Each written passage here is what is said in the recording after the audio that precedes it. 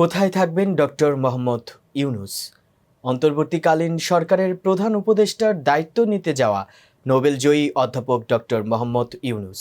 Doctor ইউনূসকে বহনকারী উড়োজাহাজ বৃহস্পতিবার দুপুর 2টা 10 মিনিটে ঢাকার হযরত শাহজালাল আন্তর্জাতিক বিমানবন্দরে অবতরণ করে।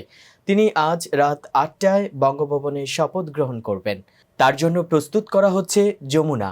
যমুনা হলো রাষ্ট্রীয় অতিথি ভবন। শপথ গ্রহণ করার পর থেকে এখানেই তিনি থাকবেন।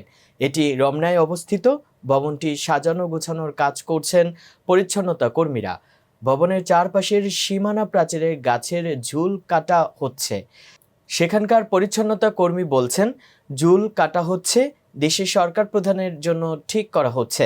আমরা মাঠের ঘাস কেটেছি, গাছগাছালি পরিষ্কার করছি। এখানে উনি থাকবেন, সেইভাবে প্রস্তুতির কাজ হচ্ছে।